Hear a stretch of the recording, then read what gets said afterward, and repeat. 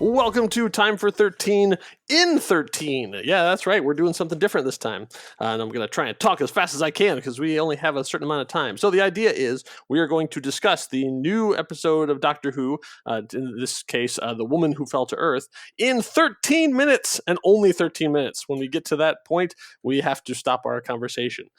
So we are going to try and get through as much of it as we possibly can. Why? Because why not? That's why. Yeah, joining me as always, ourselves, right? Yeah, this was Rob's idea, and I thought it was fantastic. So, all right. So joining me as always is Rob. Hello. Hello, and hello all to all listeners out there. All right. So let's talk about who. So we're gonna. Do you want to go over a little bit of what the format of this is going to be? So we're gonna go. Yeah, we'll be a little bit over this one because we're gonna explain it. We've kind of broken it down into different sections. Our title, the plot, characters, the whoiness of the episode. Some technical stuff. We're gonna have a phrase of the episode, our highs and lows, and then our final verdict. So we think this will be a lot of fun. This will be cool. All right, let's get into it. The brand new episode, episode 1, The Woman Who Fell to Earth, aka. Now I could have said the man whose wife should have stayed on the ground. I could have called it Stranger Teeth.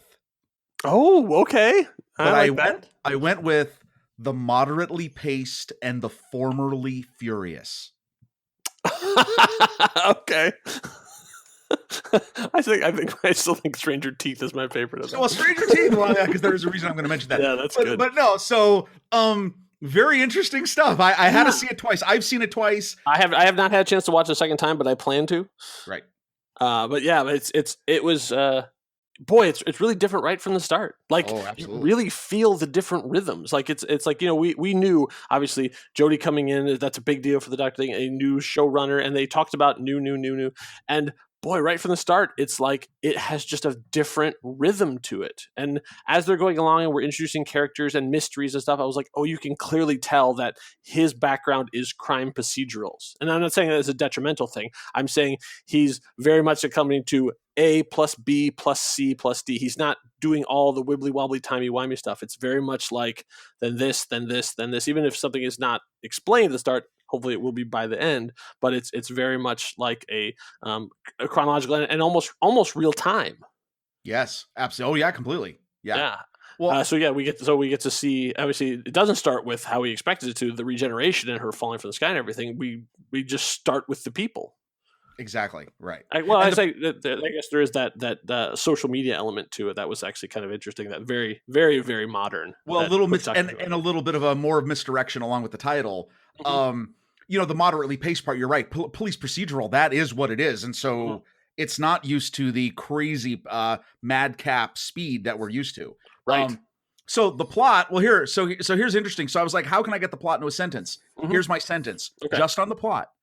A Stenza warrior named Tim Shaw travels in a giant Hershey kiss and uses a mutant octopus to hunt for human game and eliminate witnesses with clavicle bombs while placing teeth trophies from his victims in his own face.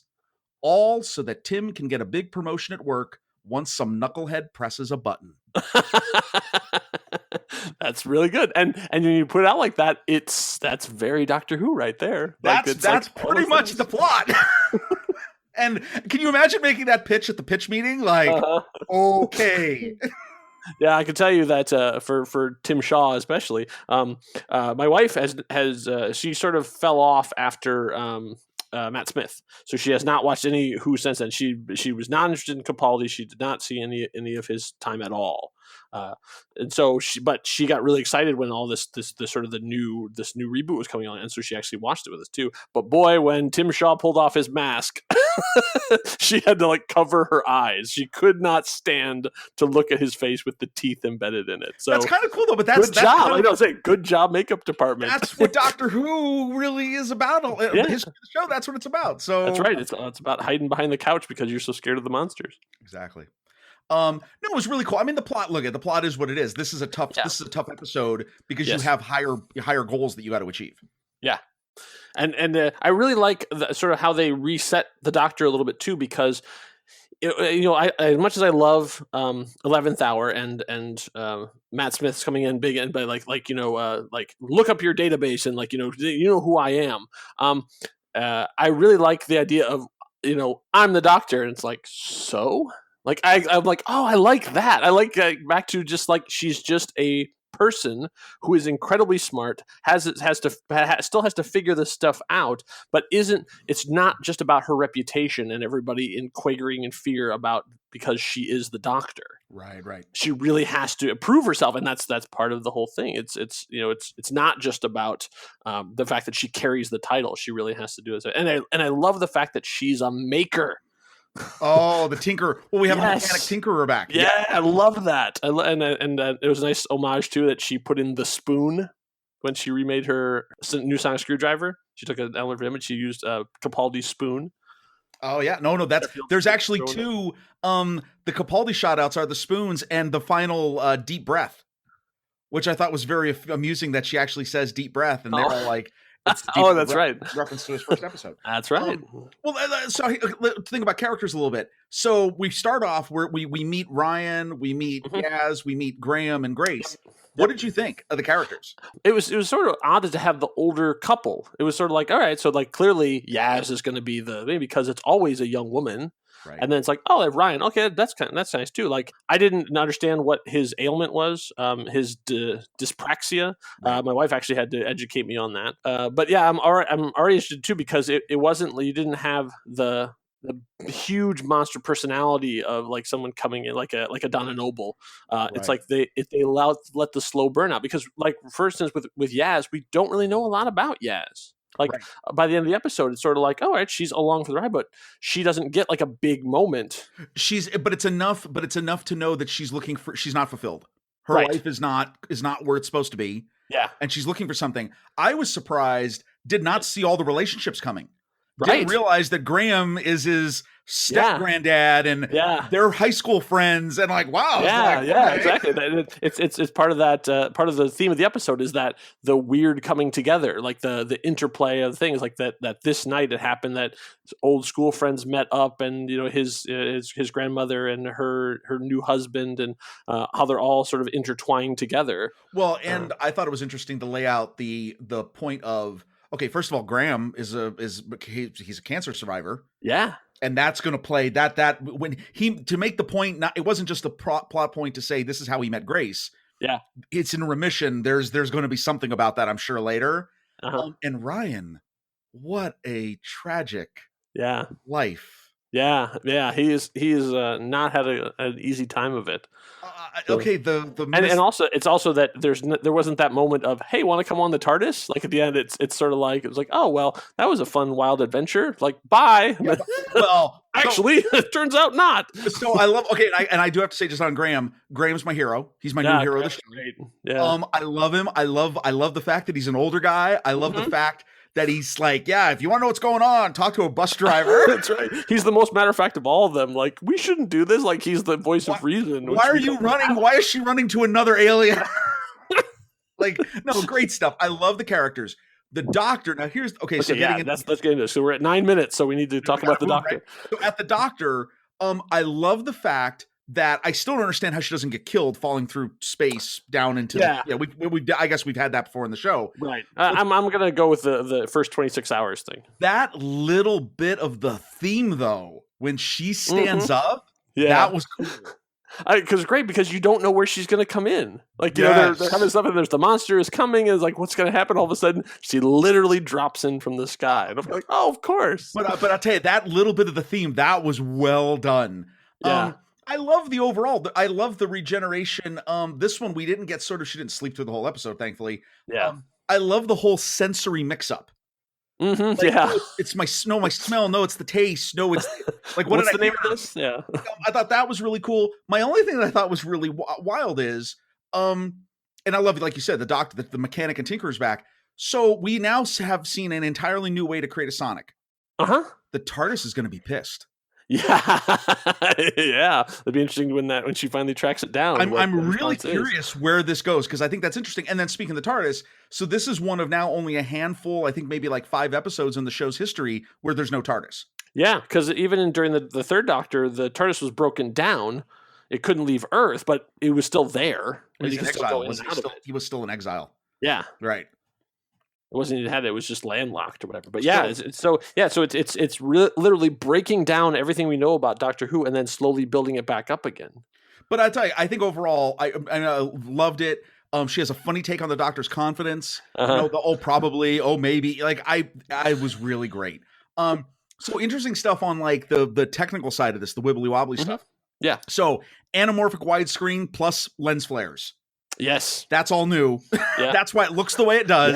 Yeah. And shot practical. Like for the most part, almost everything that they did was in a real location. I mean, it wasn't like built, another studio in Cardiff. I mean, I think the garage was. I'm not 100% sure, but I think that if any set exists, that was the set. Everything else was shot in real places, which Doctor Who doesn't do a lot of, and it really changed how you make it because it's the Doctor in a real place, in a real church, at a real construction site, not crazy something they just built. Some amazing, I'm assuming drone or other boom shots. Just really, just lush, epic. I mean, it looked a totally different level up. Very, very movie like. Yes. Okay, so one thing you said about the church at the end, so I thought this was very funny. That was a bit of a homage to Up. The shot as it pans down in the church is from the beginning of Up when his wife dies. They even added in the balloons and everything. And the balloons, which I'm going to just add this because I'm going to say this a little bit in my highs later on. So the balloons serve two purposes. One, I think it is an homage to Up, the Pixar movie. Two, it perfectly hides the cross on the back wall of the church, which I am totally fine with because I think this is part of the inclusiveness of what the show is reaching for. Yeah. And I think that was actually great. I thought that was good. So we got a little bit here. Phrases of the episode. I'm going to give you 5. You're going to pick your favorite. Okay. Number 1, I hate empty pockets. Yeah. 2, never go anywhere that's just initials. 3, only idiots carry knives. Yeah. 4, bit of adrenaline, dash of outrage, and a hint of panic. And 5, even though they're gone from the world, they're never gone from me. Oh yeah, I think I was. The adrenaline one was the winner for me, but then that last one, that was pretty good. For this, there's just the with Grace dying and stuff too. There's just the right note of pathos still in it. That's not just a wild adventure. That there are stakes, there are consequences. Oh, absolutely. And the people are hurting. Like so, they're not just like happy-go-lucky. Like Rose just sort of like, I don't like my life. I'm going to go off and have this great adventure. Like these are people who have been through some stuff. Yeah, absolutely. Oh, I got something to add on that. So my highs, we'll go highs, lows, and favorite. My highs, 12:58, 12 minutes, 58 seconds in, she was the Doctor. When she does her whole thing, I'm calling you Yaz because we're friends now. Come on. Yes. Wow. Yeah, when she takes charge, drops from the sky, still in regeneration sickness, and instantly let's figure this out. Let's and grabs the cord and does that. She's and then starts barking out orders. Yeah, totally had me. All likable companions, which and they each need each other, which I love that. Yeah. Diverse as could be, which he delivered on that. And I mean, honestly, anybody who has a problem with that, when you watch the show, you should be able to see yourself in the show. Yes, that's what the show should do. We get to see even they did no preview for next week, which I thought was great.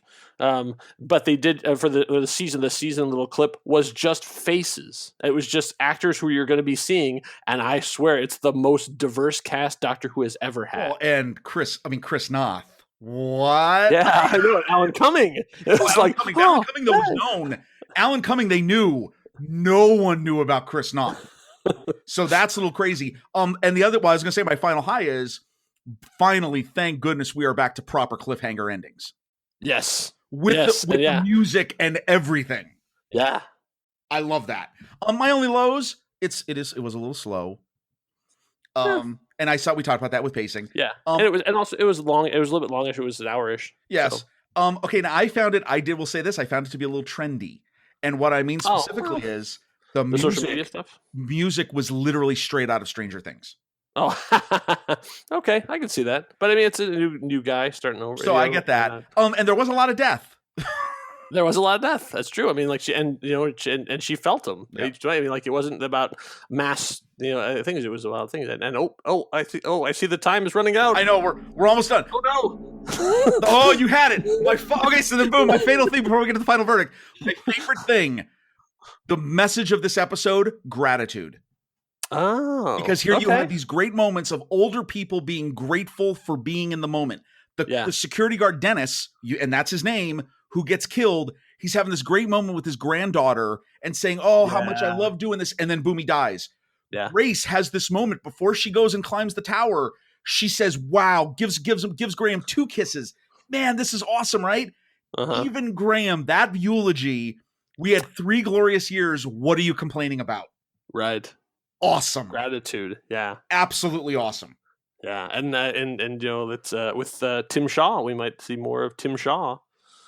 Well, he was given his chance. Yeah, we'll have to see. And also, it sounds like there's another mystery there because he talked about Earth being declared open. Oh, like when he was talking about that, it was sort of like I'm like, oh, and I picked up on that, like who declared it open, and can we please, for the love of God, not press the button again? Right. So our rating system, we have 5 different ratings, and so this, I think this is, we decided is coming in at a 4 of 5 stars, which of course is the level known as fantastic. Yeah, indeed, perfect. All right, so that was number 13 in 13. So we went over a little bit. Now you got to cut us some slack because it's the first one. Right, we'll get there. We'll get there though. Awesome. So, all right, thank you all for listening. We'll be back with the next episode when the next episode airs. I don't even know what the name of it is yet. Do they even have Ghost announced Monument? That? The Ghost Monument. Oh, okay, the Ghost Monument. Yeah, so they're on another planet. So already we're moving on. So, well, thank you all for listening. And we will see you next time. Bye.